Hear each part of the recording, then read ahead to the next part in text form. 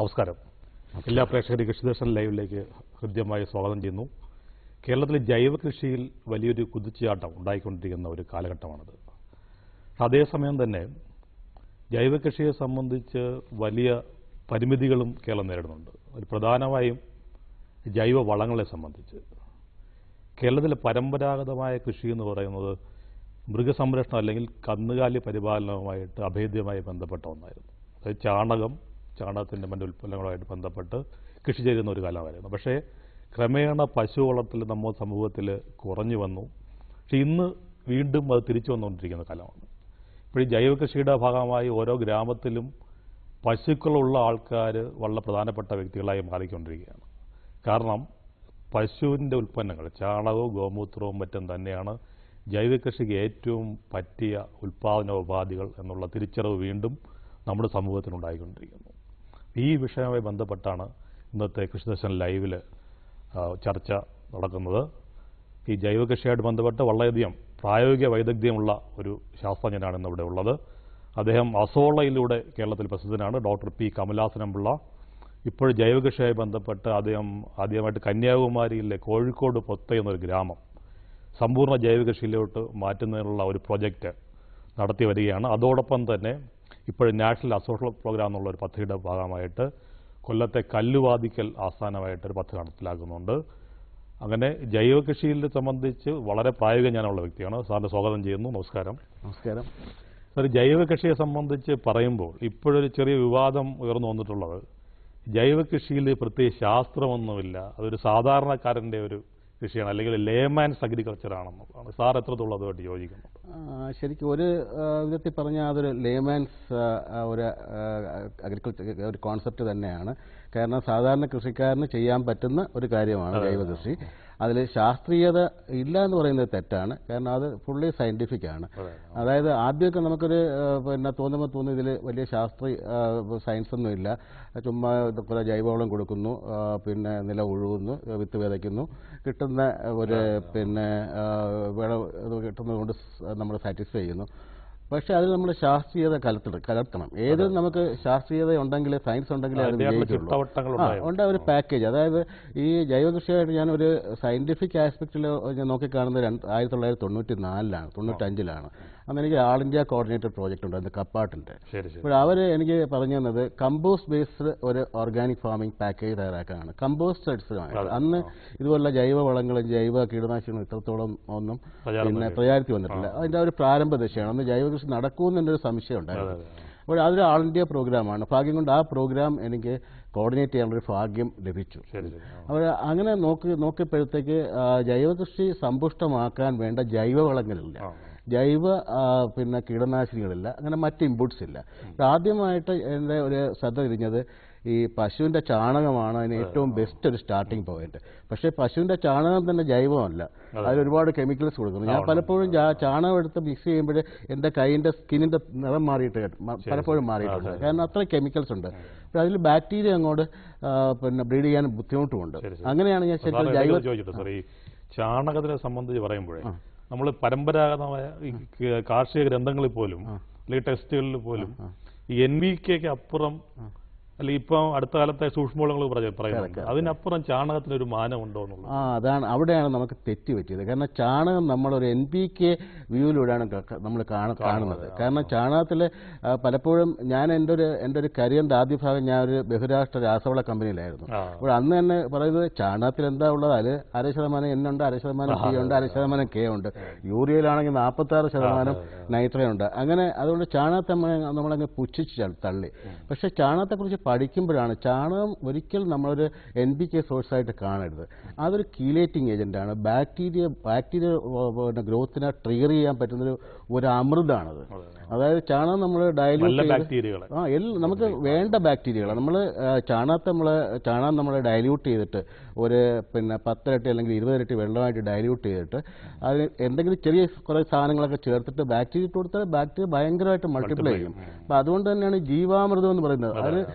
അതിന് വലിയ സയൻസ് ഉണ്ട്. സാധാരണ ആൾക്കാർ ഇപ്പോൾ ഇന്ത്യയിൽ ഉടനീളം ചെയ്യുന്നുണ്ട്. ജീവാമൃതം എന്ന് വെച്ചാൽ അവർ ചാണകം കൂടെ കലക്കിയിട്ട് അതിൽ കുറച്ച് പിണ്ണാക്കും പിണ്ണാക്കിട്ട് കലക്കി ഒരു 5 ദിവസം 6 ദിവസം വെച്ചിരുന്നിട്ട് ചില സമയത്ത് അതിൽ കുറേ ബാക്ടീരിയ ഇട്ട് കൊടുക്കാം. അല്ലാതെ തന്നെ ഉപയോഗിച്ച് കഴിഞ്ഞാൽ മണ്ണിൽ വീഴുമ്പോൾ ബാക്ടീരിയൽ ഗ്രോത്ത് തീർച്ചയായിട്ടും 10⁻², 10⁻³ ഉള്ള ബാക്ടീരിയക്ക് 10 ദിവസം കൊണ്ട് 10⁻³ 10⁻⁴, 5 ആവുന്നത്. അതായത് ബാക്ടീരിയൽ ഗ്രോത്ത് 10 ഇരട്ടി വർദ്ധിക്കുന്നു. അത് അനുഭവമുണ്ട്, സയന്റിഫിക്കലി പ്രൂവ്ഡ് ആണ്. പക്ഷേ ചാണകത്തെ നമ്മളൊരു NPK സോഴ്സായിട്ട് കണ്ടതാണ് നമുക്ക് പറ്റിയൊരു അബദ്ധം. അത് എനിക്ക് തോന്നുന്നു വെസ്റ്റേൺ ലോബി മനഃപൂർവ്വം നമ്മളെ തെറ്റിദ്ധരിപ്പിച്ചതാണെന്നാണ്. ആ തിരിച്ചറിവ് നമ്മൾ ചാണകം ഒരു NPK സോഴ്സ് അല്ല, അതൊരു ഒരു ബയോളജിക്കൽ മീഡിയമാണെന്ന് നമ്മൾ എന്ന് തിരിച്ചറിയുന്നു അന്ന് മാത്രമേ ജൈവകൃഷി നമുക്ക് വിജയിപ്പിക്കാൻ പറ്റുള്ളൂ. സാർ, അതുമായിട്ട് ബന്ധപ്പെട്ട് എനിക്കൊരു സംശയം.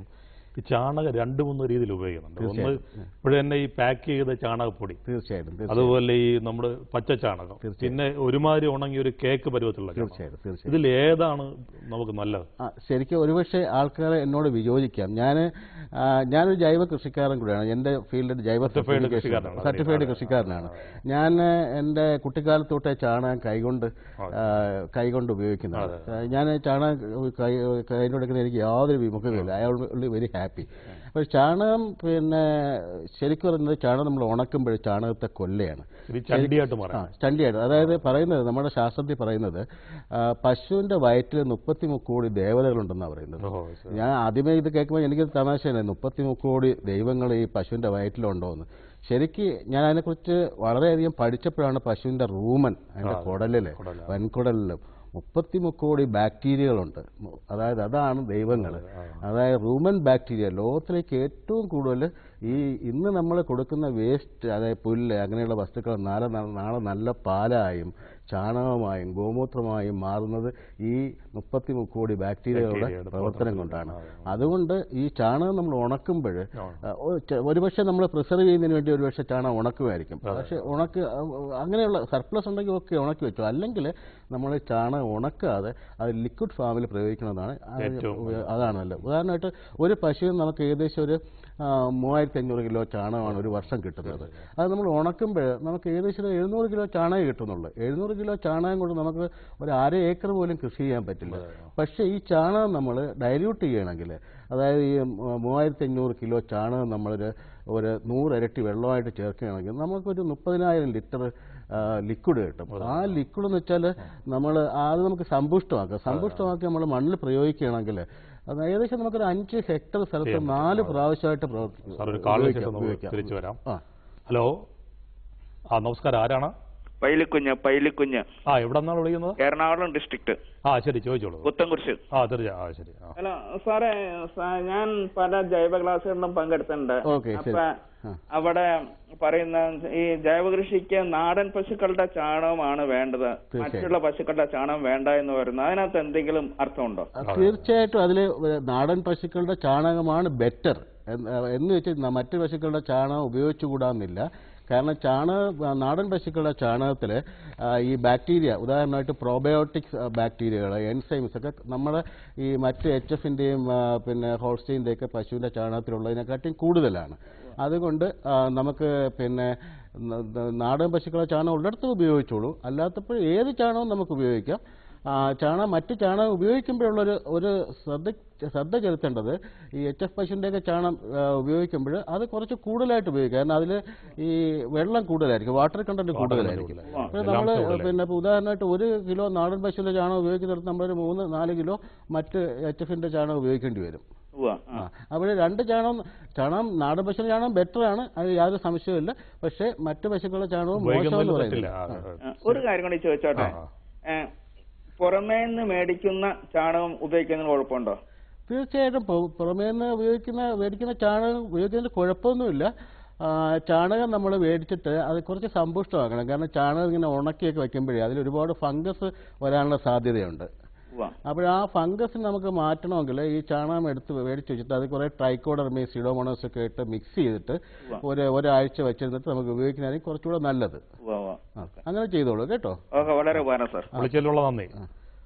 അതുപോലെ ചാണകം പോലെ തന്നെ ഗോമൂത്രം. അപ്പം എനിക്ക് അതിലൊരു സംശയം, ഈ പശുവിൻ്റെ മൂത്രമാണ് മിക്കവാറും. തീർച്ചയായിട്ടും. അതേസമയം എന്തുകൊണ്ട് കാളയുടെ മൂത്രം ഉപയോഗിച്ചിടാം? തീർച്ചയായിട്ടും. അതായത് അത് പലപ്പോഴും എന്നോട് ചോദിക്കുന്നുണ്ട്. പഞ്ചഗവ്യം, ഞങ്ങൾ പഞ്ചഗവ്യത്തിന് ഉണ്ടാക്കുന്നതിനെ കുറിച്ച് പറയുമ്പോൾ ആൾക്കാർ ചോദിക്കുന്നത്, സാർ എന്താ പശുവിൻ്റെ ചാണകം മാത്രം കാളയുടെ ചാണകവും മൂത്രം എടുത്തുകൂടെ എന്ന് ചോദിക്കും.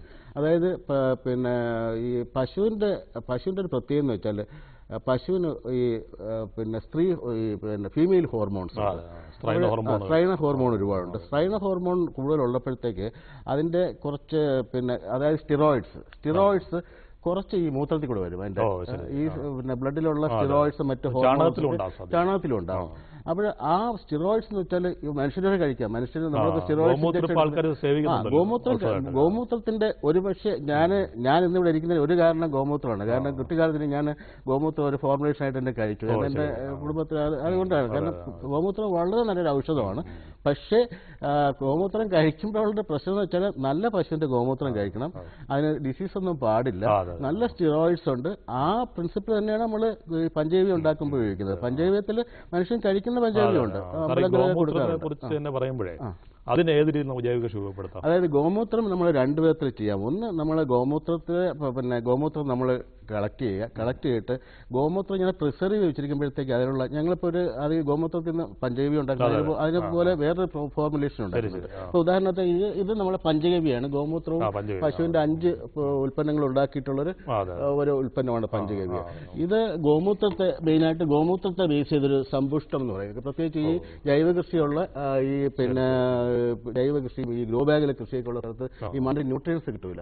അപ്പോൾ ആ ന്യൂട്രിയൻസ് നമ്മൾ കൊടുക്കുന്നതിന് വേണ്ടിയിട്ട് നമ്മൾ ഈ ഗോമൂത്രത്തിൽ വളരെയധികം യൂറിയ ഉണ്ട്, കീലേറ്റഡ് യൂറിയ ഉണ്ട്, പിന്നെ അമോണിയ ഉണ്ട്. അപ്പോൾ അതിനെ നമ്മൾ ബന്ധിക്കണം. അപ്പോൾ നമ്മൾ ഈ ഗോമൂത്രത്തിൽ കുറച്ച് ഡൈല്യൂട്ട് ചെയ്യണം വെള്ളമായിട്ട്. അങ്ങനെ വെച്ചിരുന്നാൽ അമോണിയ എല്ലാം റിലീസ് ആയി.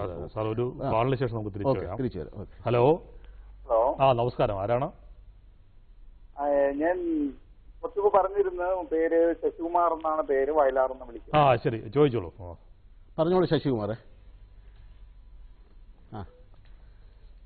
ശശികുമാർ ചോദിച്ചോളൂ. ചോദ്യം ചോദിക്കാം. ഈ ജൈവ കൃഷിക്ക് നമുക്ക് ഈ കക്കൂസ് മാലിന്യം ഉപയോഗിക്കാൻ പറ്റുമോ എന്നറിയാൻ വേണ്ടിയാണ്. തീർച്ചയായിട്ടും ഉപയോഗിക്കാം കക്കൂസ്. അത് പ്രോസസ് ചെയ്ത് ഉപയോഗിക്കണം. കാരണം അതിൽ പ്രശ്നം എന്ന് വെച്ചാൽ അതിൽ ഒരുപാട് വേംസ് ഉണ്ട്. ടാപ്പ് വേംസ്, അങ്ങനെയുള്ള വേംസ് ഉണ്ട്. കോളിഫാം ബാക്ടീരിയ ഉണ്ട്. ശരിക്ക് ബയോഗ്യാസിൽ എൻ്റെ വീട്ടിൽ ബയോഗ്യാസിൽ ഞാൻ ഈ ടോയ്ലറ്റ് അറ്റാച്ച് ചെയ്തിട്ടുണ്ട്. യാതൊരു പ്രശ്നവുമില്ല. ചാണകം അത് പ്രോസസ് ചെയ്ത് വരുമ്പോഴത്തേക്ക് അതിൽ ഈ കോളിഫാം ബാക്ടീരിയയോ മറ്റ് വേംസ് ഒന്നും കാണില്ല. തീർച്ചയായിട്ടും നമുക്ക് ഉപയോഗിക്കാം. അത് വേണമെങ്കിൽ അത് വരുമ്പോഴേ ഒരുപക്ഷെ ഡയറക്റ്റായിട്ട് അത് ടച്ച് ചെയ്യാൻ പ്രയാസമാണെങ്കിൽ അതിൻ്റെ കൂടെ കുറച്ച് തൊണ്ടിഞ്ചോറൂടെ മിക്സ് ചെയ്ത് ഉണക്കിയിട്ട് നമുക്ക് ഉപയോഗിക്കാം. സ്റ്റോർ ചെയ്യാം, ഡയറക്റ്റായിട്ട് ഉപയോഗിക്കാം. അത് യാതൊരു പ്രശ്നമില്ല. ഓക്കെ, വിളിച്ചിലുള്ള നന്ദി. ഒരു പഞ്ചഗവ്യം പോലുള്ള വിഷായുധം പോലുള്ള പുരാതന ഗ്രന്ഥങ്ങളിൽ വളരെ കാര്യങ്ങൾ പറയുന്നു. അത് വലിയ ഇപ്പം ഇന്നത്തെ ജൈവ കൃഷിയിലും ഉള്ള വ്യാപകമായിട്ട് ഉപയോഗിക്കുന്നുണ്ട്. തീർച്ചയായിട്ടും. പക്ഷെ അതൊരു തരമേന അല്പം വില വരുന്ന ഒരു പ്രൊഡക്റ്റാണ് പല ഉൽപ്പന്നങ്ങൾ. എന്നാൽ അതിൻ്റെ ഒരു മെച്ചം കിട്ടുന്നുണ്ടോ? ഞാൻ ശരിക്കും പറഞ്ഞാൽ ഡിപ്പാർട്ട്മെന്റ് ഓഫ് സയൻസ്, ഞാൻ പറഞ്ഞല്ലോ ഡിപ്പാർട്ട്മെന്റ് ഓഫ് സയൻസ് ആൻഡ് ടെക്നോളജിയുടെ കപ്പാർട്ട് പ്രോജക്റ്റ് കഴിഞ്ഞതിന് ശേഷം DST പ്രോജക്റ്റ്, അതിൻ്റെ ഭാഗമായിട്ടാണ് ഈ കോഴിക്കോട് പുത്തൂരിലെ ജൈവഗ്രാമം ഉണ്ടായത്. 2005 മുതൽ 2009 വരെ ആ പ്രോഗ്രാം ഉണ്ടായിരുന്നു. അപ്പോൾ അവിടെ ഞങ്ങൾ എല്ലാ ഫോർമുലേഷൻ നമ്മൾ ട്രൈ ചെയ്ത് നോക്കി. പഞ്ചഗവ്യ എനിക്ക് ആദ്യം അത്രത്തോളം ഒരു വിശ്വാസം ഉണ്ടായിരുന്നില്ല. പക്ഷെ ഞാൻ ഉപയോഗിച്ചപ്പോഴത്തേക്ക് എനിക്ക് അത്ഭുതകരമായ റിസൾട്ടാണ് ഉണ്ടായത്. പ്രത്യേകിച്ച് രോഗങ്ങളൊന്നും വരുന്നില്ല, ഒരു രോഗവും വരുന്നില്ല, ഫംഗസ് അറ്റാക്കോ ബാക്ടീരിയ അറ്റാക്കോ വരുന്നില്ല. ഞാൻ വീണ്ടും ഒന്നുകൂടെ റിപ്പീറ്റ് ചെയ്യുന്നു, എനിക്ക് തെറ്റുപറ്റിയതാണോ എന്ന് അറിയാനായിട്ട്. അപ്പോൾ രണ്ടാമത് റിപ്പീറ്റ് ചെയ്തപ്പോൾ നല്ല ഈൽഡ്, ഈവൻ കെമിക്കൽ പ്ലോട്ടിൻ്റെ അത്രയും ഈൽഡ് വന്നു, രോഗങ്ങൾ വരുന്നില്ല, ഈവൻ കുറച്ച് കീടങ്ങളെയൊക്കെ റിപ്പൽ ചെയ്യുന്നുണ്ട്. തീർച്ചയായിട്ടും. ഹലോ ഹലോ, നമസ്കാരം, ആരാണ്? സാറേ വയനാട് തങ്കച്ചനായിരുന്നു, വയനാട്ടിൽ നിന്ന്. ചോദിച്ചോളൂ. സാറേ ഈ കാലിത്തീറ്റ, ഈ ഗോദ്രേജ് അങ്ങനെ പല കമ്പനിയുടെ കാലിത്തീറ്റ നമ്മൾ കന്നാലുകൾ കണ്ടമാനം കണ്ടതിന് കൂട്ടി കൊടുക്കുന്നുണ്ട് പാലത്തിന് വേണ്ടി. ഈ അതിന്റെ ആ പശുക്കളുടെ ചാണകം നമ്മള് കൃഷികൾക്ക് ഉപയോഗിക്കുമ്പോൾ കൃഷികൾക്ക് ദോഷമാകുന്നുണ്ടോ? അത് ശരിക്കും പറഞ്ഞാൽ ദോഷമാണെന്ന് എനിക്ക് പറയാൻ പറ്റില്ല. കാരണം നമ്മൾ പിന്നെ കൊമേഴ്ഷ്യൽ കാലിത്തീറ്റ കൊടുക്കുന്നതിനോടൊപ്പം അല്പം പുല്ല് കൊടുക്കുക, പുല്ലിൻ്റെ കൂടെ കുറച്ച് അസോളയെ കൊടുത്തു കഴിഞ്ഞാൽ ആ ദോഷവശം ഉള്ളത് മൊത്തം കാലിത്തീറ്റ ആകുമ്പോഴാണ് ഈ പ്രോബ്ലം ഉള്ളത്. കാലിത്തീറ്റ വൈക്കോലും ആകുമ്പോൾ അതിൻ്റെ കൂടെ നമ്മൾ കുറച്ച് പുല്ലും ഇതുകൂടെ കൊടുക്കാമെങ്കിൽ ആ ചാണകവും പാലും നന്നായിരിക്കും. പക്ഷേ എന്ന് വിചാരിച്ച് ഇത് കൊടുക്കാതിരിക്കുന്ന ചാണകവും കുഴപ്പമൊന്നുമില്ല, അത് നമുക്ക് ഉപയോഗിക്കാം. അതിന് അങ്ങനെ നിങ്ങൾക്ക് എന്തെങ്കിലും സംശയം ഉണ്ടെങ്കിൽ ആ ചാണകം എടുത്തിട്ട് ലിക്വിഡ് ആക്കിയിട്ട് അതിൽ അല്പം ശർക്കര കൂടെ ചേർത്തിട്ട്, അതിപ്പോൾ ഒരു 10 കിലോ ചാണകം എടുത്ത് അതിലൊരു 50 ലിറ്റർ വെള്ളം കൂടെ ചേർത്തിട്ട് കലക്കിയിട്ട് അതിൽ കുറച്ച് ശർക്കര കൂടെ ചേർത്ത് കുറച്ച് ഈസ്റ്റും കൂടെ ചേർത്ത് കഴിഞ്ഞാൽ എന്തെങ്കിലും ദൂഷ്യം ഉണ്ടെങ്കിൽ അതങ്ങ് മാറും. എന്നിട്ട് ഒരാഴ്ച വെച്ചേക്കണം, ഒന്ന് ഫെർമെൻറ്റ് ചെയ്ത് കൊടുത്തു കഴിഞ്ഞാൽ എന്തെങ്കിലും ദൂഷ്യം ഈ ചാണകത്തിലുണ്ടെങ്കിൽ അതങ്ങ് മാറിക്കിട്ടും. മനസ്സിലായല്ലോ? വിളിച്ചതിനുള്ള നന്ദി. Thank you. അത് ഈ പഞ്ചഗവ്യത്തിന്റെ ഈ ഫലക്ഷമതയ്ക്ക് പിന്നിലെ ശാസ്ത്രം എന്താണ്? പഞ്ചഗവ്യ ഞാൻ പറഞ്ഞോളൂ. പഞ്ചഗവ്യ ഞാൻ ഫീൽഡിൽ പ്രയോഗിച്ചപ്പോൾ എനിക്ക് നല്ല റിസൾട്ട് കിട്ടി. അപ്പോൾ അതിൻ്റെ ഒരു സയൻസ് എന്താണ്, എല്ലാവരും പഞ്ചഗവ്യ ഞാൻ പലരോടും അന്വേഷിച്ചു എന്താണ് ഇതിൻ്റെ സയൻസ്. ഈവൻ വളരെ വലിയ യൂണിവേഴ്സിറ്റിയുടെ പ്രൊഫസേഴ്സിൻ്റെ കൂടെ അവരോടൊക്കെ അവർ പറഞ്ഞു പഞ്ചഗവ്യ അതിന് അങ്ങനെ ഒരു സയൻറ്റിഫിക് വാലിഡേഷൻ ചെയ്യാൻ നമുക്ക് പറ്റില്ല എന്ന് പറഞ്ഞു. അങ്ങനെ ഞാൻ 2010 മുതൽ 13 വരെ ഞാൻ ഒരു DST പ്രോജക്റ്റിൻ്റെ ഭാഗമായിട്ട് ഇതിനെക്കുറിച്ച് പഠിച്ചു. ഡിപ്പാർട്ട്മെൻറ്റ് സയൻസ് ആൻഡ് ടെക്നോളജി ഒരു പ്രോജക്റ്റ് ഒരു ഭാഗമായിട്ട് ഇത് പഠിച്ചപ്പോൾ മാത്രമല്ല ആ പ്രോജക്റ്റിൽ ഞാൻ പഞ്ചഗവ്യ സ്റ്റാൻഡർഡൈസ് ചെയ്യുകയും ചെയ്തു. കാരണം പലരും പല വിധത്തിലാണ് പഞ്ചഗവ്യ ഉപയോഗിക്കുന്നത്. അപ്പോൾ ആ പഞ്ചഗവ്യ എങ്ങനെ നമുക്ക് നല്ലൊരു പഞ്ചഗവ്യ ആക്കണം, ആ പഞ്ചഗവ്യ നമ്മൾ എങ്ങനെ ഉപയോഗിക്കണം, അപ്പോൾ അതിനൊരു റിസർച്ച് ശരിക്കും പറഞ്ഞാൽ ഇപ്പോഴും അത് നടന്നുകൊണ്ടിരിക്കുകയാണ് ആ ഒരു പ്രോഗ്രാം. അതിൻ്റെ ഒരു ശാസ്ത്രീയ വശമെന്ന് വെച്ചാൽ നമ്മുടെ ചെടി സാധാരണ വളരുന്നു, ചെടിക്ക് കാർബോഹൈഡ്രേറ്റ് അന്നജം ഫോട്ടോസിന്തസിസ് മൂലം അന്നജം ഉണ്ടാക്കുന്നു, കുറച്ച് പ്രോട്ടീൻ കിട്ടും. അതാണ് സാധാരണ ഇതിൽ ചെടിക്ക് കിട്ടുന്നൊരു സാധനം. പക്ഷേ പലപ്പോഴും ഈ ചെടിക്ക് വേണ്ട ഫാറ്റ് കിട്ടുന്നില്ല, കൊഴുപ്പ്. ഈ ഇല നല്ല കൊഴുപ്പ് കിട്ടുന്നില്ല, അത് പലപ്പോഴും കിട്ടുന്നില്ല. ചിലപ്പോൾ ചില ചെടിക്ക് കിട്ടുമായിരിക്കാം. പക്ഷേ ഒരിക്കലും ഫാറ്റി ആസിഡ് ഒരു ലിമിറ്റിംഗ് ഫാക്ടർ ആവാറുണ്ട്. നമ്മൾ ആദ്യം ചെയ്യുന്നത് പഞ്ചഗവ്യയിൽ ചെയ്യുന്നത് ചാണകവും നെയ്യുമായിട്ട് മിക്സ് ചെയ്ത് വയ്ക്കുകയും ചെയ്യുന്നത്. അപ്പോൾ ഈ കൊഴുപ്പിലെ ഫാറ്റി ആസിഡ് ആവും. ഫാറ്റി ആസിഡ് സ്പ്രേ ചെയ്യുമ്പോൾ ചെടിക്ക് ഡയറക്റ്റ് ആയിട്ട് കിട്ടുകയാണ് ചെയ്യുന്നത്. അങ്ങനെ ഫാറ്റി ആസിഡ് അല്ല, നമ്മൾ ഫാറ്റി ആസിഡ് ചാണകമായിട്ട് മിക്സ് ചെയ്യുമ്പോൾ ഫാറ്റി ആസിഡ് ആവും. കാരണം ഈ ചാണകത്തിൽ ഒരുപാട് പിന്നെ ഈ എൻസൈംസ് ഉണ്ട്. അപ്പോൾ അതുകൊണ്ട് എമൾസിഫിക്കേഷൻ നടക്കും. അതായത് ബൈലും ഉണ്ട്, ചാണകത്തിൽ ഒരുപാട് ബൈലുണ്ട്. ആ ബൈലും ഗെയും കൂടെ ചേർന്ന് അത് എമൾസിഫൈ ചെയ്ത് ഫാറ്റി ആസിഡ്, അതാണ് അതിന്റെ ഒന്നാമത്തെ സയൻസ് എന്ന് വെച്ചാൽ. അതൊരു പക്ഷേ ആരും ശ്രദ്ധിച്ചില്ല. ഈ ഫാറ്റി ആസിഡ് നമ്മൾ സ്പ്രേ ചെയ്യുമ്പോഴത്തേക്ക് ഡയറക്റ്റ് ചെടിയൊക്കെ വലിച്ചെടുക്കുകയാണ് ചെയ്യുന്നത്. ഞങ്ങളിപ്പോഴും മിൽക്കോയിൽ ഒരു ട്രെയിനിങ് ഒരു റിസർച്ച് നടത്തിക്കൊണ്ടിരിക്കുകയാണ്. ആ കീഴാറ്റിങ്ങിൽ പഞ്ചഗവ്യ കൊടുത്ത ഒരു ചെടിയും പഞ്ചഗവ്യ കൊടുക്കാത്ത ചെടിയും. പഞ്ചഗവ്യ കൊടുത്ത ചെടിയിൽ നല്ല ഗ്രീൻ കളറാണ്, തിക്ക് ക്യൂട്ടിക്കിളാണ്, ഒരു ഫംഗസ് അതിനടുത്തോടെ അടുക്കില്ല. അതുപോലെ കീടത്തെ റിപ്പീൽ ചെയ്യും. വളരെ നല്ല ഗ്രീൻ കളർ, നല്ല ക്യൂട്ടിക്കിൾ. അത് ആ ക്യൂട്ടിക്കിൾ ഫോർമേഷന് ഈ ഫാറ്റി ആസിഡ് വളരെ സഹായിക്കും. നല്ല കട്ടിയുള്ളതാണ്. അപ്പോൾ അത് വളരെയധികം ചെടിക്ക് റെസിസ്റ്റൻസ് നേടിക്കൊടുക്കും. അതാണ് ഒരു പ്രധാനപ്പെട്ട ആസ്പെക്ട്. പിന്നെ അതിൽ അമൈനോ ആസിഡ്, പിന്നെ ഈ 33 കോടി ദൈവങ്ങൾ എന്നുള്ള ബാക്ടീരിയ, പ്രത്യേകിച്ചും അരക് ബാക്ടീരിയ, അതായത് നമ്മൾ ആദ്യം ഉണ്ടായ ബാക്ടീരിയ. ആദ്യം നമ്മളെ പശുവിൻ്റെ ഒരു പ്രത്യേകത എന്ന് വെച്ചാൽ പശുവിൻ്റെ കൊമ്പിലും ബയോഡൈനാമിക് ഫാമിൽ അത് അവർ ഉപയോഗിക്കുന്നുണ്ട്. പശുവിൻ്റെ റൂമനിലൊക്കെ പ്രീബയോട്ടിക് ബാക്ടീരിയസ് ഒരുപാടുണ്ട്. അപ്പോൾ പ്രീബയോട്ടിക് ബാക്ടീരിയയ്ക്ക് പിന്നെ ഒരുപാട് സ്ട്രെസ്സ് ചെടിയുടെ സ്ട്രെസ്സിനെ ചെറുക്കാനുള്ള കഴിവുണ്ട്. അപ്പോൾ അത് സ്പ്രേ ചെയ്യുമ്പോഴത്തേക്ക് ചെടിക്ക് ഒരു സ്ട്രെസ് ടോളറൻസ് ഉണ്ടാവും. അതിൻ്റെ ഇന്റേണൽ എനർജി സിസ്റ്റം വളരെയധികം വർദ്ധിക്കും. പിന്നെ വേണ്ട amino acid, fatty acid, growth promoters എല്ലാം. അതാണ് ഈ പഞ്ചഗവ്യയുടെ ഒരു സയൻസ് എന്ന് പറയുന്നത്. അത് പഞ്ചഗവ്യയെ കുറിച്ച് പറഞ്ഞാൽ ഏകദേശം ഒരു ദിവസം കൂടെ പറയണ്ട. ശരി, നമ്മളെ ഇന്നത്തെ അതിഥിയുടെ വിലാസം പറയാം. Doctor P Kamalasanan Pillai, coordinator, national azolla programme, Kalluvathukkal PO, Kollam 691578. അദ്ദേഹത്തിൻ്റെ മൊബൈൽ നമ്പർ 9387212005, 9387212005. വിളിച്ചവർക്കെല്ലാം നന്ദി.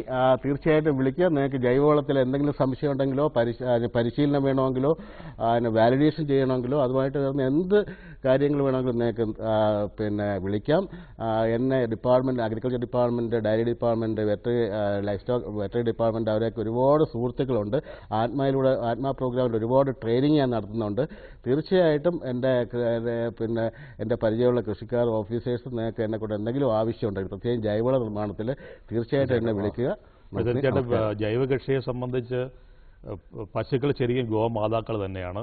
നമ്മൾ ഇനിയുള്ള ജൈവ കൃഷി മുന്നോട്ട് പോകുമ്പോൾ ഓരോ ഗ്രാമത്തിലും ഇത്തരത്തിലുള്ള ചാണകവും അതിൻ്റെ ഉപോൽപ്പന്നങ്ങൾ ഉണ്ടാക്കുന്ന യൂണിറ്റുകൾ കൂടി ഉണ്ടാക്കാനുള്ള ശ്രമം നടത്തേണ്ടതാണ്. അങ്ങനെ ഓരോ ഇൻപുട്ടുകൾ ഉണ്ടാക്കുന്ന ഒരു യൂണിറ്റ് കൂടി ഉണ്ടായിക്കഴിഞ്ഞാൽ ജൈവ കൃഷിയെ സംബന്ധിച്ച്, അതുപോലെ ചാണകം എന്നതിനപ്പുറം പല സാറ് പറഞ്ഞതുപോലെ പഞ്ചഗവ്യം, ജീവാമൃതം തുടങ്ങി ധാരാളം ഉൽപ്പന്നം, ഗോമൂത്രം, പലതും ജൈവ കൃഷിക്ക് ഉപകാരപ്പെടും. അപ്പോൾ ജൈവ കൃഷിക്ക് കൂടുതൽ ഈ പറഞ്ഞ പശുവളത്തിലും ജൈവ കൃഷി കൂടുതൽ സമന്വയിപ്പിച്ച് പോകാനുള്ള സാധ്യത ഉരുത്തിരിഞ്ഞ് വരട്ടെ എന്ന് ആശംസിച്ചുകൊണ്ട് ഇന്നത്തെ കൃഷിദർശൻ ലൈവ് അവസാനിപ്പിക്കുന്നു. മറ്റൊരു വിഷയമായി വീണ്ടും അടുത്ത ആഴ്ച. നന്ദി, നമസ്കാരം. നമസ്കാരം.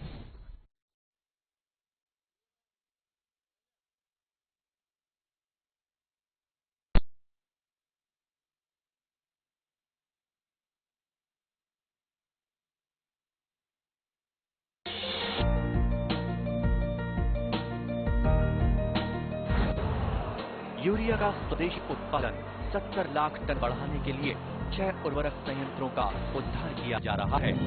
FCIL के गोरखपुर, सिंदरी, तलचर और रामागुंडम संयंत्र, HFCL की बरौनी इकाई और BVFCL की नामरू पोर्ट। सोने पर सुहागा ये है कि देश में अब बनेगा सिर्फ नीम लिपित यूरिया, क्योंकि इससे होगा किसानों का फायदा ही फायदा। अनाज का उत्पादन 10% तक बढ़ेगा। बढ़ेगी 10 से 15% नाइट्रोजन क्षमता।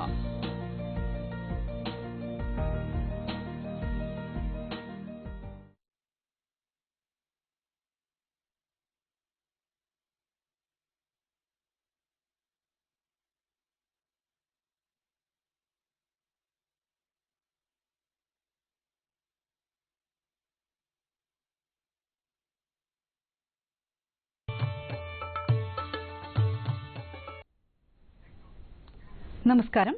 ദൂരദർശൻ കാർഷിക വാർത്തകളിലേക്ക് സ്വാഗതം. പ്രധാന വാർത്തകൾ. റബ്ബർ ടാപ്പിംഗിൽ പരിശീലനം. തേനീച്ച കോളനികൾ വിൽപ്പനയ്ക്ക്. വിശദമായ വാർത്തകളിലേക്ക്. റബ്ബർ ബോർഡിന്റെ കോട്ടയം റീജിയണൽ ഓഫീസിനു കീഴിൽ തലയോലപ്പറമ്പിനടുത്തുള്ള റബ്ബർ ടാപ്പിംഗ് പരിശീലന കേന്ദ്രത്തിന്റെ അടുത്ത ബാച്ചിലേക്ക് പ്രവേശനത്തിനുള്ള ഇന്റർവ്യൂ നവംബർ 9 തിങ്കളാഴ്ച രാവിലെ 9:30 പരിശീലന കേന്ദ്രത്തിൽ നടത്തുന്നതാണ്. സ്വന്തമായി ടാപ്പ് ചെയ്യാൻ ആഗ്രഹിക്കുന്ന റബ്ബർ കർഷകർക്ക് സൗജന്യമായി നൽകുന്ന 30 ദിവസത്തെ ഈ ടാപ്പിംഗ് പരിശീലന പരിപാടിയിൽ പങ്കെടുക്കാവുന്നതാണ്. പരിശീലനം പൂർത്തിയാക്കുന്നവർക്ക് റബ്ബർ ബോർഡ് സർട്ടിഫിക്കറ്റ് നൽകും. വിശദവിവരങ്ങൾക്ക് ബന്ധപ്പെടാവുന്ന ഫോൺ നമ്പർ 0481-257-3771. തിരുവനന്തപുരം കഴക്കൂട്ടത്തുള്ള കൃഷിവകുപ്പിന്റെ ബയോടെക്നോളജി ആൻഡ് മോഡൽ ഫ്ലോറികൾച്ചർ സെന്ററിൽ ടിഷ്യൂ കൾച്ചർ നേന്ത്രവാഴ തൈകൾ വിൽപ്പനയ്ക്ക് തയ്യാറായിട്ടുണ്ട്. തൈ ഒന്നിന് 20 രൂപയാണ് വില. ആവശ്യമുള്ളവർ ഇനി പറയുന്ന ഫോൺ നമ്പറുമായി ബന്ധപ്പെടേണ്ടതാണ്. 0471-241-3739. തിരുവനന്തപുരം വെള്ളായണി തേനീച്ച പരാഗണ ഗവേഷണ കേന്ദ്രത്തിൽ നിന്ന് രോഗവിമുക്തമായ തേനീച്ച കോളനികൾ വിൽപ്പനയ്ക്ക് ലഭ്യമാണ്. ആവശ്യമുള്ള കർഷകർ മുൻകൂർ പണമടച്ച് രജിസ്റ്റർ ചെയ്യണം. തേനീച്ച കോളനി സംബന്ധമായ കൂടുതൽ വിവരങ്ങൾക്ക് ഫോൺ നമ്പർ 0471-238-4422. ചെങ്ങന്നൂർ സെൻട്രൽ ഹാച്ചറിയോടനുബന്ധിച്ച് പ്രവർത്തിക്കുന്ന ട്രെയിനിംഗ് ഇൻസ്റ്റിറ്റ്യൂട്ടിൽ ഈ മാസം 12-ാം തീയതി കാട വളർത്തൽ, 16-18 വരെ മുട്ടക്കോഴി വളർത്തൽ, 23-25 വരെ ഇറച്ചിക്കോഴി വളർത്തൽ എന്നിവയിൽ പരിശീലനം നടത്തുന്നു. താൽപര്യമുള്ളവർക്ക് ബന്ധപ്പെടാവുന്ന ഫോൺ നമ്പർ 0479-245-2277. കേരഫെഡ് ഉൽപ്പന്നങ്ങളായ കേര വെളിച്ചെണ്ണ, കേരജം കേശാമൃതം ഹെയർ ഓയിൽ, തേങ്ങാപ്പീര, തേങ്ങാപ്പാൽപ്പൊടി എന്നിവ സബ്സിഡി നിരക്കിൽ ചെങ്ങന്നൂർ ചിറയനാട് കൃഷിഭവനിലും തിരുവൻവണ്ടൂർ കൃഷിഭവനിലും ലഭ്യമാണ്. കൂടുതൽ വിവരങ്ങൾക്ക് ബന്ധപ്പെടാവുന്ന ഫോൺ നമ്പർ ചെറിയനാട് കൃഷിഭവൻ 8547653140, തിരുവൻവണ്ടൂർ 9961950958, മറ്റൊരു നമ്പർ 0479242930.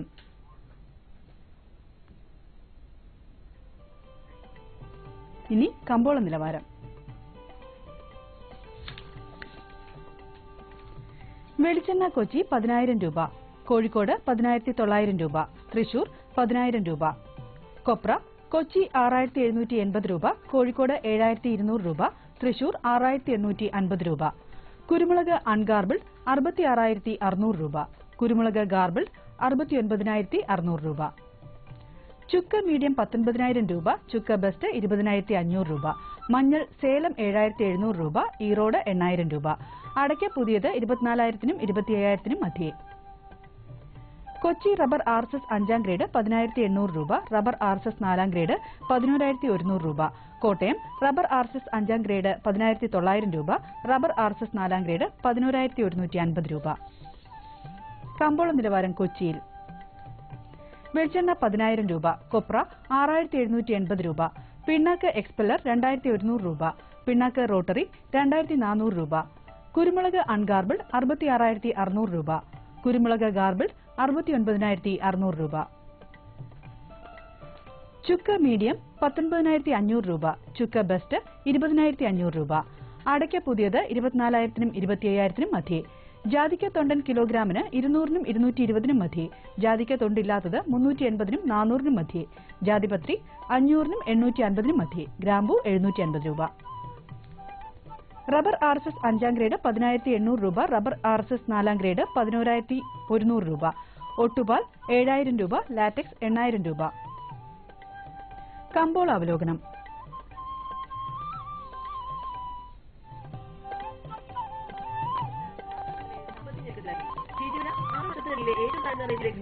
ചരക്ക് സ്ഥാപിക്കാൻ ടയർ നിർമ്മാണങ്ങളും വ്യവസായങ്ങളും താല്പര്യം കാണിച്ചില്ല. ഷീറ്റിന്റെ വിലത്താഴ്ച മൂലം പല ഭാഗങ്ങളിലും ടാപ്പിംഗ് മന്ദഗതിയിലാണ്. 4ാം ഗ്രേഡ് കിലോ 111 രൂപയിലാണ്. വടക്കേ ഇന്ത്യയിൽ നിന്ന് കുരുമുളകിന് വൻ ഓർഡറുകൾ ഈ വാരമെത്തി. മൊത്തം 1,000 രൂപ വർദ്ധിച്ച് 69,600 രൂപയിൽ ഗാർബിൾ കുരുമുളകിന്റെ വിപണനം നടന്നു. ആഭ്യന്തര ഡിമാൻഡ് ശക്തമെങ്കിലും യൂറോപ്യൻ രാജ്യങ്ങളിൽ നിന്ന് ഇന്ത്യൻ ഉൽപ്പന്നത്തിന് ആവശ്യക്കാരില്ല. ഓയിൽ മില്ലുകാർ പ്രാദേശിക വിപണികളിൽ വെളിച്ചെണ്ണയ്ക്ക് മാസാര ഡിമാൻഡ് പ്രതീക്ഷിച്ചെങ്കിലും ഇതര ഭക്ഷ്യ എണ്ണകളുടെ താഴ്ന്ന വില തിരിച്ചറിയാൻ വെളിച്ചെണ്ണയ്ക്കും കൊപ്രയ്ക്കും നേരിട്ട വില ഇടിവ് പച്ചത്തേങ്ങ വിലയെയും ബാധിച്ചു. ചുക്കമഞ്ഞൾ അടക്ക വിലകളിൽ മാറ്റമില്ല. ലഭ്യത ഉയർന്നത് ജാതിക്കയുടെ വിലക്കയറ്റത്തിന് തടസ്സമായി. കാലാവസ്ഥ. കണ്ണൂർ കൂടിയ താപനില 28.6 ഡിഗ്രി സെൽഷ്യസ്, കുറഞ്ഞ താപനില 23.8 ഡിഗ്രി സെൽഷ്യസ്. കോഴിക്കോട് 27.4, 23.5. കൊച്ചി 29.4, 24.2. ആലപ്പുഴ 29.5, 25.7. പുനലൂർ 31.6, 23. തിരുവനന്തപുരം 32.3, 24.8. ഇതോടെ ഇന്നത്തെ കാർഷിക വാർത്തകൾ സമാപിക്കുന്നു. നമസ്കാരം.